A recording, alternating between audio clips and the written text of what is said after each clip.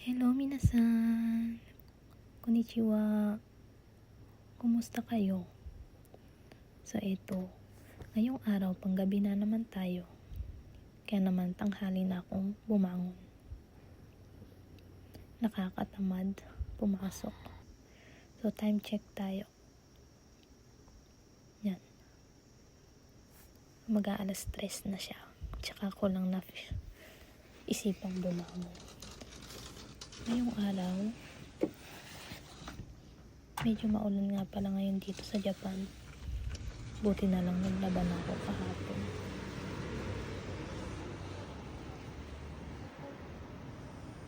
Madilim-dilim siya.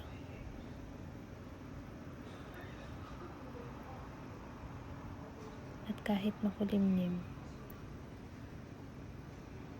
buti na lang hindi siya ganun kainit. Ayan, mag-jumbi na muna tayo. So dahil nga maulan ngayon, naisipan ko magluto ng sopas. So tinitingnan ko na nandyan sa ref kung ano yung mga pwedeng gamitin.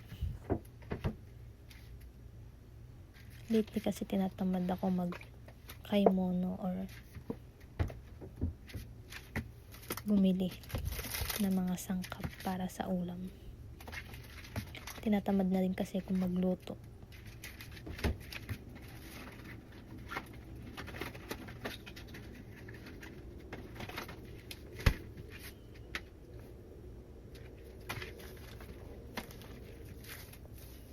Diba? Ang laki-laki ng repolyo. So, ayan yung ating mga nakuhang sangkap sa ref. So, ayan nga pala yung ihalo ko. Atay ng manok. Ayan, balatan na natin yung mga gulay. Fast forward lang natin yan para hindi masyadong matagal.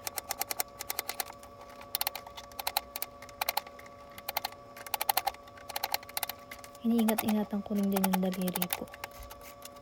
Kasi masyado talaga akong prone sa sugat. Palagi na ako nasusugat pa naghihiwa ako.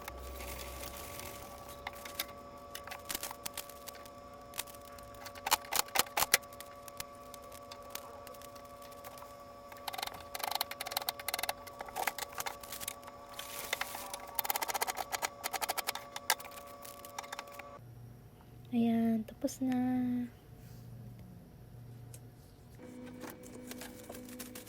Babalot natin yung mga natira kanina para hindi mabulok kaagad.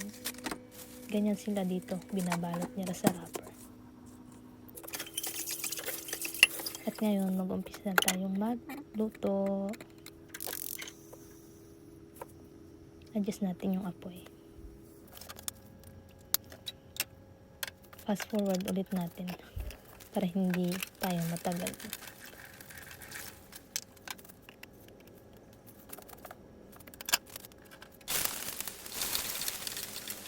Unahin ng bawang, sibuyas, isa.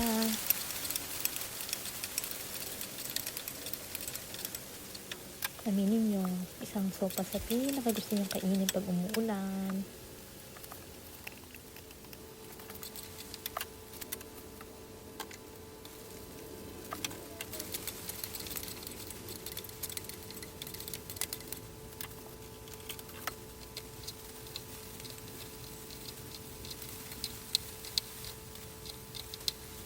Hindi ko nga pala nahiwa kanina yung atay ng manok. Kaya naman, inunting ko na lang siya.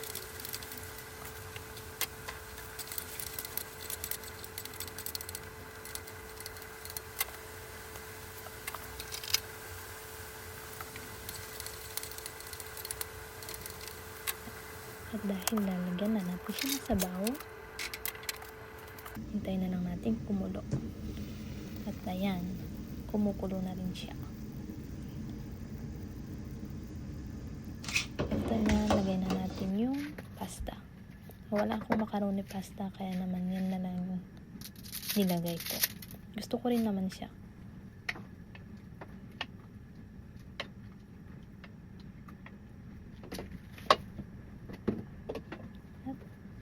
palambutin natin yung pasta. So, ayan, in-skip ko na yung iba. Luto na siya. Tatikman na natin. Okay naman yung lasa niya.